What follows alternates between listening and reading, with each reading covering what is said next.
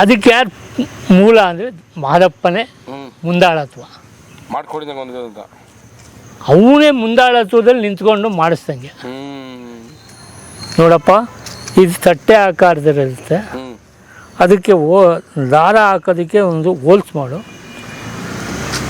ಒಂದು ಬಟ್ಲು ಈ ಥರ ಆಕಾರ ಇರುತ್ತೆ, ಈ ಥರ ಮಾಡು, ನನ್ನ ಬಿರುದು ಹಿಂಗೆ ಇರಬೇಕು ಅಂತ ಗೈಡೆನ್ಸ್ ಕೊಟ್ಬಿಟ್ಟು ಹೊಂಟೋಗ್ಬಿಟ್ಟೆ. ಆನುಮಲೆ ಅದುಕಾರ ಗುಂಜುಮಲೆ ಗುರುಕಾರ. ಸರ್, ಮಾದೇವಯ್ಯನವರ ಕಲೆ ಬಗ್ಗೆ ಮಾತಾಡ್ತಾ ಇದ್ವಿ. ಹೇಳಿ. ಅವ್ರ ಸಂಸಾರದ ಬಗ್ಗೆ ಮಾತಾಡಿ, ನಿಮ್ಮ ತಾಯಿ ಬಗ್ಗೆ ಮಾತಾಡಿ. ನಮ್ಮ ಕಂಸ ಅಂದರೆ ನಮ್ಮ ತಂದೆ ವಿದ್ಯಾ ಕಲಿತಿದ್ದು ಎರಡು ಮಾತಾಡ್ತೇನೆ, ದಯವಿಟ್ಟು ಆಡಿ. ಅವರು ಅವಾಗ ನೀವು ಹೆಂಗೆ ಹೇಳಿದ್ನಲ್ಲ ಮುಂದುವರಿಸ್ತೇನೆ. ಆ ಕೊಂಟೆ ಎತ್ಕೊಂಡು ಓಡಾಡೋದು ಮಾಡೋದು, ಮನೆ ಬಾಗಿಲಲ್ಲಿ ಕೊಂಟನ್ನ ಇಟ್ಕೊಂಡು ಕುಂತಿರ್ತಾರೆ. ಆಗ ಒಬ್ಬರು ಸನ್ಯಾಸಿ ರೂಪದಲ್ಲಿ ಮನೆ ಬಾಗಿಲಿಗೆ ಭಿಕ್ಷಕ್ಕೆ ಬರ್ತಾರೆ. ನಮ್ಮ ಅಜ್ಜಿ ಹಾಲು ಕರೀತಾ ಇರ್ತಾರೆ ಮನೆ ಒಳಗಡೆ, ನಮ್ಮ ತಾತ ಇರ್ತಾರೆ.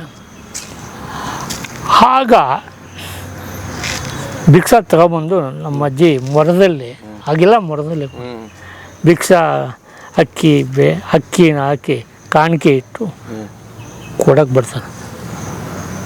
ಆ ಸನ್ಯಾಸಿ ನಮ್ಮ ಅಜ್ಜಿ ಮುಖ, ನಮ್ಮ ಅಜ್ಜಿನ ಮುಖ, ಇಬ್ಬರ ಮುಖನ ನೋಡಿ ಒಂಥರ ಏನೋ ಒಂಥರ ಕೋಪ ಮಾಡ್ಕೊಳ್ಳೋಥರ. ನಮ್ಮ ತಂದೆ ಮುಖನೂ ನೋಡ್ತಾರೆ, ನಮ್ಮ ತಂದೆ ಅವ್ರ ಮುಖ ನೋಡ್ತಾ ಇದ್ದಾರೆ. ಈ ಹುಡುಗನ್ನ ಯಾಕೆ ಕಟ್ಟಿದ್ದೀರ, ಬಳೆ ಯಾಕೆ ಹಾಕಿದ್ದೀರ, ಈ ಥರ ಶಿಕ್ಷೆ ಯಾಕೆ ಮಾಡಿದ್ದೀರ ಅಂತ ಒಂದು ಸ್ವಲ್ಪ ಮಾತುಗಳು. ಇದೆಲ್ಲ ತೆಗೆದ್ರೆ ನಾನು ಭಿಕ್ಷಾ ಇಸ್ಕೊಳ್ಳೋದು. ರೇ ಸ್ವಾಮಿ, ಅವ್ರು ಎಂಥ ಚೇಷ್ಟೆ ಅಂತ ಗೊತ್ತಿಲ್ಲ ನಿಮಗೆ, ಸುಮ್ಮನೆ ಅಂತ ಅವನ ಕತೆ ನಮಗೆ ಹೆಂಗೆ ಜನ ಬಂದು ಬೈತಾರೆ ಅಂತ ನಿಮಗೆ ಗೊತ್ತಿಲ್ಲ. ಎಲ್ಲ ಬಿಡ್ಸೋಕ್ಕಾಗಲ್ಲ, ಅದೆಲ್ಲ ಬಿಚ್ಚೋಕ್ಕಾಗಲ್ಲ. ನೀವು ಭಿಕ್ಷಾ ಇಸ್ಕೊಂಡು ನಮಗೊಂದು ಆಶೀರ್ವಾದ ಮಾಡಿ ಹೋಗಿ, ಅವನಿಗೂ ಆಶೀರ್ವಾದ ಮಾಡಿ. ಇನ್ನು ಮುಂದೆ ಏನು ಮಾಡೋದು ಬೇಡ.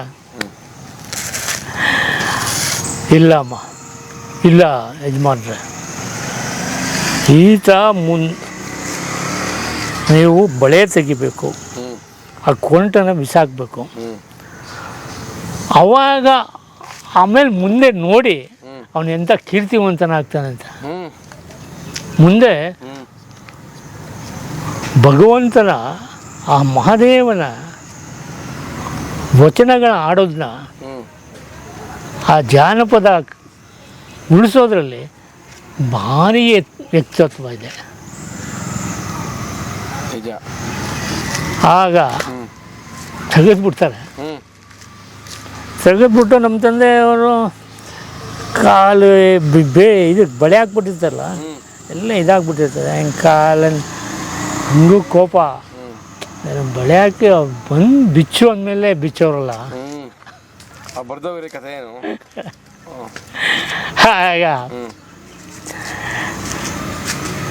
ಆ ಸನ್ಯಾಸಿಗಳು ಭಿಕ್ಷಾ ಇಸ್ಕೊಂಡು ಆ ಮನೆ ಬಿಟ್ಟು ಹೋಗೋರೆ. ಇವರು ಪಾಸ್ ಆಗ್ಬಿಟ್ರು, ಬಿದ್ದು ಹೊಡ್ಬಿಟ್ರು ಮನೆಯಿಂದ. ಆವಾಗ ನಮ್ಮ ತಾತ, ಏನಪ್ಪ ಈ ಸನ್ಯಾಸಿ ಬಿಡಿಸ್ಬಿಟ್ರು, ಇವನು ಬಿದ್ದು ಹೊಡ್ದ, ಹೆಂಗಪ್ಪ ಮಾಡೋದು ಏನು ಅಂತ ಇವನು ಹುಡುಕ್ತಾರೆ, ಆ ಸನ್ಯಾಸಿ ಹುಡುಕ್ತಾರೆ. ಸನ್ಯಾಸಿಯವರು ಅದು ದೈವ ಸಂಕಲ್ಪ ಏನಾಯಿತು, ಅವ್ರು ಪಾಸ್ ಆಗಿಬಿಟ್ರು, ಇವರು ಪಾಸ್ ಆಗಿಬಿಟ್ರು. 16 ವರ್ಷ ಮನೆಗೆ ಬರಲಿಲ್ಲ. 16 ವರ್ಷ. ಎಲ್ಲ ಈ ವಿದ್ಯಾವಂತರು ಇರ್ತಾರಲ್ಲ, ಈ ಜನಪದ ಕಲೆ ವಿದ್ಯಾವಂತರು ಇರ್ತಾರಲ್ಲ, ಅಂದರೆ ಗುರುಗಳು ಹುಡ್ಕೊಂಡು ಹೋಗ್ಬಿಟ್ರು ಜೋಳಿಗೆ ಹಾಕೊಂಡು. ಈ ಮಾದೇಶ್ವರ ಸುತ್ತೂರು ಮಠಕ್ಕೆ ಬರ್ತಾರಲ್ಲ ವಿದ್ಯಾ ಕಲಿಕೆ, ಆ ಥರ ಎಲ್ಲ ಊರಿಗೂ ಈ ಕತೆ ಯಾರು ಚೆನ್ನಾಗಿ ಆಡ್ತಾರೆ ಅಂತ ಕೇಳ್ಕೊಂಡ್ರೆ ಅವ್ರ ಊರಿಗೆ ಹೋಗಿ ಅವ್ರನ್ನ ಶಿಷ್ಯನಾಗ್ಬಿಡೋದು. ಇವರೇನು ಅವ್ರ ಹತ್ರ ವಿದ್ಯಾ ಕಲಿಯೋದು, ಕಾಸು ಕರಿಮಣಿ ಕೇಳ್ತಾ ಇರಲಿಲ್ಲ. ಅವ್ರ ಮನೆಯಲ್ಲಿ ಏನು ಪ್ರಸಾದ ಕೊಡ್ತಾರೆ, ಊಟ ಮಾಡೋದು, ಮಲಗೋದು, ವಿದ್ಯೆ ಆಸೆ. ಎಲ್ಲ ಒಂದು ಕತೆಗಳ ಪರಿಗಣತೆನ ಕಲ್ತ್ಕೊಂಡು ಒಳ್ಳೆ ಶಿಲ್ಪಿ ಕೆತ್ಬಿಟ್ರು ಅವರೆಲ್ಲ. ಒಳ್ಳೆ ಶಿಲೆಯಾಗಿ ಬಂದ್ಬಿಟ್ರು. ಬಂದು ಅವರು ನಂಜನಗೂಡಿನಲ್ಲಿ ದೊಡ್ಡ ಜಾತ್ರೆ. ಆ ಜಾತ್ರೆಯಲ್ಲಿ ಅಲ್ಲಿ ಆಗನ್ನ ಅವರ ಶಿಷ್ಯದನ್ನೆಲ್ಲ ಸೇರಿಸ್ಕೊಂಡು ಅಲ್ಲಿ ಕಾರ್ಯಕ್ರಮ ಮಾಡ್ತಾರೆ. ಅಂದರೆ ಹಾಡುಗಾರಿಕೆ ಇವ್ರು ಆಡ್ತಾಯಿದ್ರೆ ಜನ ಯಾರಪ್ಪ ಇವನು ಹುಡುಗ ಇಷ್ಟು ಚೆನ್ನಾಗಿ ಆಡ್ತಾನೆ ಅಂದರೆ ಅವರು ಹಾಡೋದು ಹೆಚ್ಚು ಕಮ್ಮಿ ಆ ರೋಡ್ ದಾಟಿದ್ರೂ ಕೇಳ್ತಾಯಿದ್ದೆ. ಅಂಥ ಒಂದು ದೇವರು ಸರಸ್ವತಿ ಮಾದಪ್ಪ ಹೊಲಿದ್ಬಿಟ್ಟ.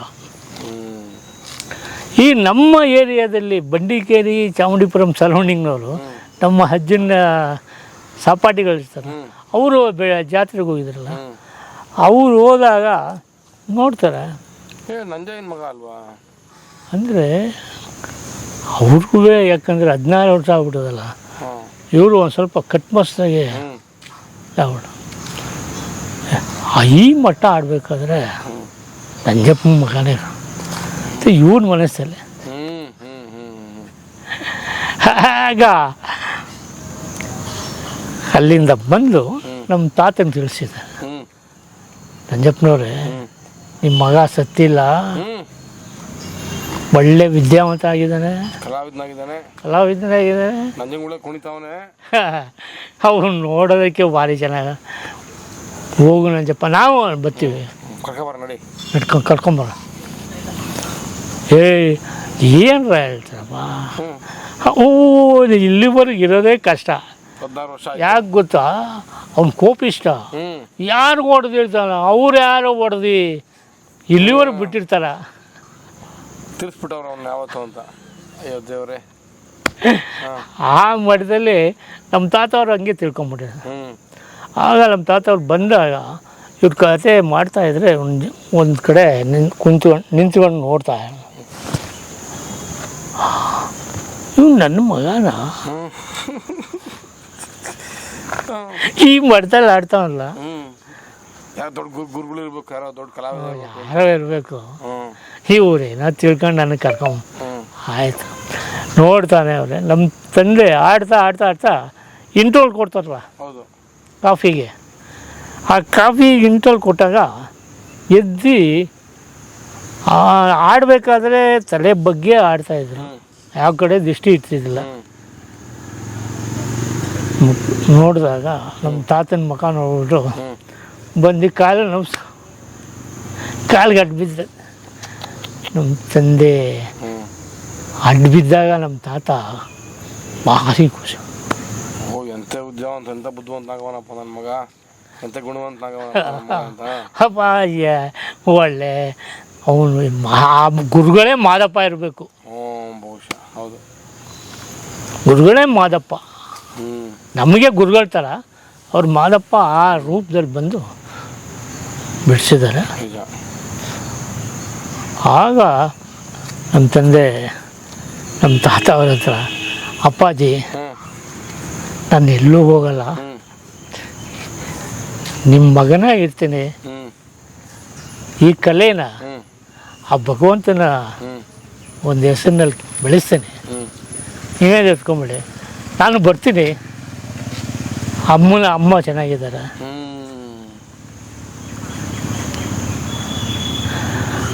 ಆಗ ಕತೆ ಎಲ್ಲ ಮುಗಿದ್ಮೇಲೆ ನಮ್ಮ ತಾತನ ಜೊತೆಲೇ ಬಂದ್ಬಿಡ್ತಾರೆ ಊರಿಗೆ, ಮೈಸೂರಿಗೆ ಬಂದ್ಬಿಡ್ತಾರೆ. ಅಲ್ಲಿಗೆ ಎಷ್ಟು ವಯಸ್ಸು ಅವ್ರಿಗೆ ವಾಪಸ್ ಬಂದಾಗ ಮನೆಗೆ? 16 ವರ್ಷ. ಅಲ್ಲ ಓಡೋಕ್ಕಿಂತ ಮುಂಚೆನೂ ಒಂದಷ್ಟು ವಯಸ್ಸು ಆಗಿತ್ತಲ್ಲ? ಆಗ 8-10 ವರ್ಷ ಆಗಿತ್ತು. ಒಳಗೆ ಒಂದು 26 ವರ್ಷ ಆಗಿರ್ತದೆ ಮದುವೆ ವಯಸ್ಸು. ಅಂದರೆ 8 ವರ್ಷ ಹುಡುಗ ಅಂದರೆ 16 ವರ್ಷ ಓಡೋಗಿದ್ರೆ ಒಂದು 16, ಒಂದು 8, 24 ಆಗಬೇಕಲ್ಲ?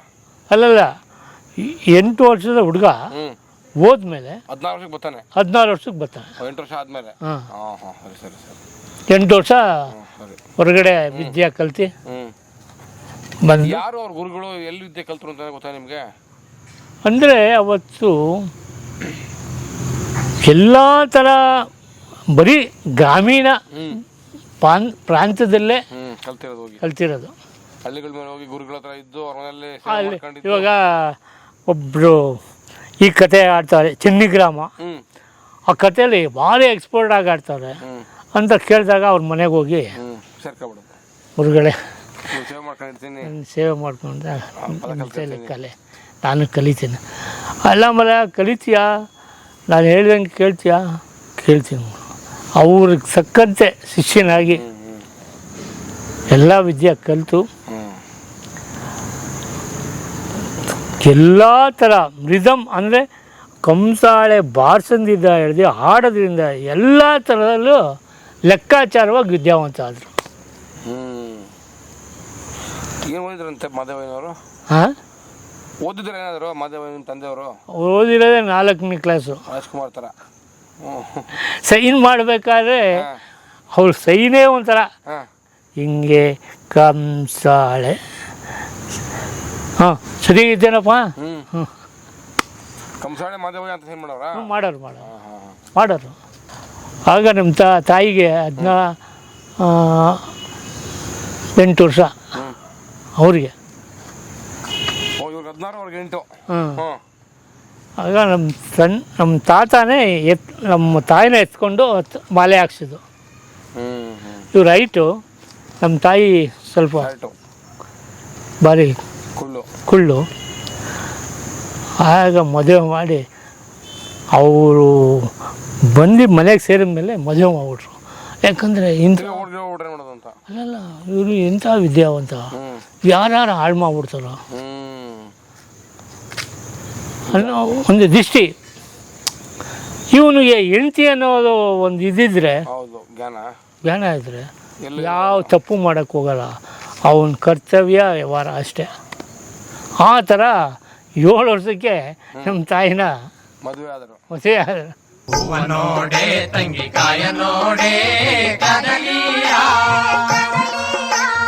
ಒಂಟಿಕೊಪ್ಪಲಲ್ಲಿ ಮಾರಿ ಒಂದು ಸಂಖ್ಯೆಯಿಂದ ಪ್ಲೇಗ್ ಥರ ಜನ ಬೇಕಾದ ಜನ ಸತ್ತೋಗ್ಬಿಟ್ಟು. ಆಗ ನಮ್ಮ ತಂದೆಗೆ ಬಂದು ಮಾದಪ್ಪನ ಕಥೆ ಮಾಡಿಸಿದ್ರೆ ಎಲ್ಲ ಒಳ್ಳೇದಾಗುತ್ತೆ ಅಂತ ಹೇಳ್ತಾ ಇದ್ದಾರೆ, ನೀವು ಬಂದು ಮಹಾದೇವ ಅಂತ ಅನ್ನೋರು.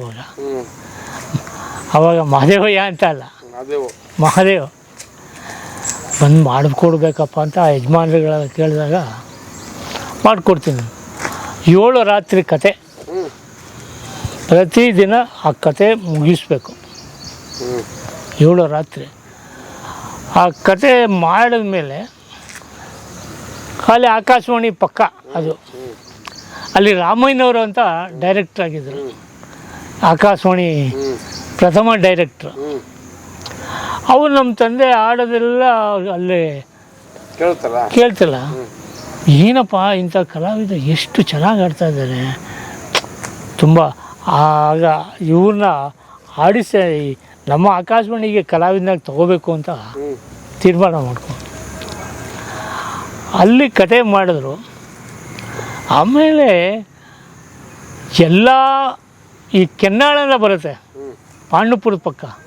ಆ ಕೆನ್ನಾಳ ಜನಕ್ಕೆ ಮಹಾದೇವ ಯಾರು ಅಂತ ಅವ್ರಿಗೆ ಗೊತ್ತೇ ಇಲ್ಲ. ಅವರೆಲ್ಲ ಸಾಯಿಬಾಬನ ಭಕ್ತರುಗಳು. ಮಾದಪ್ಪನಿಗೆ ಒಕ್ಕಲು ಮಾಡಿ ಮಾದಪ್ಪನ ಗಿರಿಗೆ ಅವ್ರನ್ನ ಸಂಪ್ರದಾಯವಾಗಿ ಅವ್ರಿಗೆ ತಿದ್ದುಪಡಿ ಮಾಡಿ ಅಭ್ಯಾಸ ಮಾಡಿಸ್ಬಿಟ್ರು. ಈಗಲೂ ಆ ಊರಿನಲ್ಲಿ ಇಂಟ್ರೂ ಮಾಡಿ ಧಾರ್ಮಿಕವಾಗಿ ಬದಲಾವಣೆ ಮಾಡುವಂಥ ಶಕ್ತಿ ಇತ್ತು. ಒಂದು ಊರನ್ನೇ ಮಹಾದಪ್ಪನಿಗೆ ಒಕ್ಕಲಾಗೋ ಥರ ಆ ಥರ ಎಲ್ಲ ಮಾಡಿದ್ದಾರೆ. ಮದುವೆ ಆಯಿತು. ಇವರು ಕಲೆ ಬೆಳೆಸೋಕ್ಕೆ ಮೈಸೂರು ಜಿಲ್ಲೆ, ಮಂಡ್ಯ ಜಿಲ್ಲೆ, ಎಲ್ಲ ಕಡೆ, ಬೆಂಗಳೂರು ಎಲ್ಲ ಕಡೆನ ಒಂದು ಕಾರ್ಯಕ್ರಮ ನಿಟ್ಟಿನಲ್ಲಿ ಹೋದರು. ಆಮೇಲೆ ನಮ್ಮ ತಾತ ಅವರು ಅವರ ಒಂದು ಹಾಲಿನ ವ್ಯಾಪಾರದಲ್ಲಿ ಅವರು ಅವ್ರ ವ್ಯಾಪಾರ ನಮ್ಮ ತಂದೆ ಬಗ್ಗೆ ಅವ್ರ ಚಿಂತೆನೇ ಇಲ್ಲ ಅವಾಗ. ಮಗ ಸರೋದ ಅಂತ ಸರೋದ್ನಲ್ಲ, ಮಗ ಸರೋದ ಸಂಸಾರಸ್ಥನಾದ ನಿನ್ನ ಅವ್ನು ಬದುಕೊಂಡು ನೋಡ್ಕೊಳ್ಳಿ ಅಂತ. ಹಾಂ. ಆಮೇಲೆ ನಾನು ಹುಟ್ಟಿದ ಮೇಲೆ ನನಗೆ ಅವ್ರೇನು ಮಾಡಿದ್ರು ನಮ್ಮ ತಾತವ್ರು ಅಂದರೆ ಫಸ್ಟೇ ಮಾದೇಶ್ವರನ ಬೆಟ್ಟಕ್ಕೆ ಕರ್ಕೊಂಡು ಹೋಗೋ ಅಭ್ಯಾಸ ಮಾಡಿಸ್ರು ನಿಮಗೆ. ಹಾಂ. ಮಾದೇಶ್ವರನ ಬೆಟ್ಟಕ್ಕೆ ಕರ್ಕೊಂಡು ಹೋಗೋದು, ಆ ಧಾರ್ಮಿಕ ಒಂದು ತಿಳುವಳಿಕೆ ಆಚರಣೆ ಬರಲಿ. ನನಗೂ ಆ ಕಂಸಾಳೆ ಬಗ್ಗೆ ಸ್ವಲ್ಪ ಆಸಕ್ತಿ ಬಂತು. ನಮ್ಮ ತಂದೆ ಹಿಂಗೆ ಹೆಸರು ಮಾಡಿದ್ದಾರೆ, ನಮ್ಮ ತಾತ ಹೆಸರು ಮಾಡಿದ್ದಾರೆ, ನಾನು ಇದು ಉಳಿಸ್ಬೇಕು ಅಂತ ನಾನು ಅದನ್ನು ಕಲಿಯೋಕ್ಕೆ ನಾನು ಸ್ವತಂತ್ರವಾಗಿ ಕಲಿಯೋಕ್ಕೆ ಶುರು ಮಾಡಿದೆ. ಸ್ವತಂತ್ರ ಅಂದ್ರೆ ಹಿಂಗೆ ನಮ್ಮ ತಂದೆ ನಮ್ಮ ಒಂದು ಸ್ಕೂಲ್ ಇದೆ ನಂಜುಮಳಿಗೆ ಹತ್ರ, ಅಲ್ಲಿ ಕಲಿಸೋರು. ನಮ್ಮ ತಂದೆಗೆ ನನಗೆ ಇಷ್ಟ ಇಲ್ಲ ಕಲಿಸೋಕ್ಕೆ. ಅವರು ರಾತ್ರಿ ಹಗಲು ಆ ಕಲೆಯಲ್ಲಿ ಒದ್ದಾಡಿ ಆ ನೋವು ಶಿಶಿದನ್ನು ಹೇಳ್ಕೊಂಡು ಅವನು ಬರಲಿಲ್ಲ ಅಂದರೆ ಇವನ್ನ ಹೇಳ್ಕೊಂಡು ಹೋಗೋದು, ಆ ಥರ ಕಲೆಯಲ್ಲಿ ಭಾರಿ ಶ್ರಮ ಪಟ್ಟರು. ನಮ್ಮ ಮಗ ಮಾಡೋಕ್ಕಾಗಲ್ಲ, ಇವ್ನಿಗೆ ಯಾವ್ದಾರ ಉದ್ಯೋಗ ಕೆಲಸ ಕೊಟ್ಬಿಡೋಣ, ಇವ್ನು ನೆಮ್ಮದಿಯಾಗಿ ಇರ್ತಾನೆ ಈ ಕಲೆ. ಆಮೇಲೆ ಮುಂದೆ ಇವು ನನ್ನ ಟೈಪ್ ಹೆಸರು ಮಾಡೋಕ್ಕೂ ಆಗಲ್ಲ. ಈಗ ಜನ ತಳ್ಕೊ ಜನ. ಕರೆಕ್ಟ್ ಹೇಳಿ. ನಾನೇ ಕಂಸಾಳೆ ಕಿಲಾಡಿ ಕಿಂಗು ಅಂತ ಓಡಾಡ್ತಾರೆ. ಕಲಿಸೋರಿಗೆ ಅಲ್ಲ ಸುಣ್ಣ ಹಾಕ್ಬಿಡ್ತಾರೆ ಅವ್ರಿಗೆ. ಅದೆಲ್ಲ ಅನುಭವ ಇದ್ದು ಇವನಿಗೆ ಈ ರೂಟೇ ಚೇಂಜ್ ಮಾಡಿ ಒಂದು ಉದ್ಯೋಗ ತೋರಿಸ್ಬಿಟ್ಟು ಅವನ ಸಂಸಾರ ಕಾಪಾಡಿಕೊಂಡು ಅವನು ಹೋಗ್ತಾನೆ. ಇದು ಕಲಿಸೋದೇ ಬೇಡ ಅಂತ ಟೆಕ್ಸ ಮಾಡೋನು. ನಾನು ಇವ್ರು ಕಂಸಾಳೆ ಕಲಿಸೋ ಜಾಗಕ್ಕೆ ಬರೋದು, ಈ ಸ್ಕೂಲ್ ನಮ್ಮ ಅಲ್ಲೇ ನೋಡೋದು, ಇವ್ರಿಗೆ ಗೊತ್ತಾಗದ ರೀತಿಲಿ ನಾನು ನೋಡಿ ಮನೆಯಲ್ಲಿ ನಿಂತ್ಕೊಂಡು ಮನೆಯಲ್ಲಿ ಬಂದು ಪ್ರಾಕ್ಟೀಸ್ ಮಾಡೋದು. ಆ ಥರ ಇದೇ ಥರ ಪ್ರಾಕ್ಟೀಸ್ ಮಾಡುವಾಗ ಈ ಒಂದು ಡೆಲ್ಲಿ ಆರ್ಡರ್ ಬಂತು ನಮ್ಮ ತಂದೆಗೆ. ಆನೇಶ್ವರ ಮಹಾದೇವ್ ಅಂತ ಇದ್ದಾರಲ್ಲ, ಅವ್ರೇನು ಮಾಡಿದ್ರು, ಗುರುಗಳ ಮಗನೂ ಈ ಕಲೆ ಎಳ್ದುಬಿಡ್ಬೇಕು ಅಂತ ಪ್ರಯತ್ನ ಮಾಡಿ ಆ ರಿಸರ್ವೇಷನ್ ಮಾಡಿಸ್ಬೇಕಾದ್ರೆ ನನ್ನ ಹೆಸರು ಸೇರಿಸ್ಬಿಟ್ರು. ನಮ್ಮ ತಂದೆಗೆ ಅಲ್ಲ ಕಣೋ, ಇಂದಿರಾ ಗಾಂಧಿ, ಜಾಕಿರ್ ಹುಸೇನ್ ಇಂಥ ಪ್ರೆಸಿಡೆಂಟ್ ಅವರೆಲ್ಲ ಕಾರ್ಯಕ್ರಮಕ್ಕೆ ಅಧ್ಯಕ್ಷ, ಅವ್ರು ಬಂದು ನೋಡ್ತಾ ಇದ್ದಾರೆ, ಇವನು ಏನೂ ಕಲ್ತಿಲ್ಲ, ಇವನು ಹೆಂಗೋ ಕರ್ಕೊಂಡು ಹೋಗೋದು, ಒಂದು ಆರ್ಡಿನರಿ ವ್ಯಕ್ತಿನ, ಕಲೆನೇ ಪ್ರಣಿಕತೆ ಇಲ್ಲ, ಸಂಪರ್ಕ ಇಲ್ಲ, ಕಲೆನೇ ಕಲ್ತಿಲ್ಲ, ಇವ್ನಿಗೆ ಹೆಂಗೋ ಕರ್ಕೊಂಡು ಹೋಗೋದು. ಆಮೇಲೆ ಏನು ತಿಳ್ಕೊತಾರೆ ಅಂದರೆ, ಮಹಾದೇವನವರು ಒಳ್ಳೆ ಪರಿಗಣಿತ ಇದ್ದಂಥ ಶಿಶಿದಿನೇ ಬಿಟ್ಬಿಟ್ಟು ಮಗನ್ನೇ ಕರ್ಕೊಂಡು ಹೋಗ್ಬಿಡ್ತಾರಂತ. ಇದೆಲ್ಲ ಬರುತ್ತೆ, ಬೇಡಪ್ಪ ಗುರುಗಳೇ, ನಮ್ಮ ರಿಸರ್ವೇಷನ್ ಆಗೈತೆ, ಅವ್ನು ಮಾಡ್ತಾನೆ, ನಿಮಗೆ ಯಾವ ಥರ ಕೀರ್ತಿ ತರ್ತಾನೆ ಆ ಸ್ಟೇಜಲ್ಲಿ ಯೋಚನೆ ಮಾಡಿ.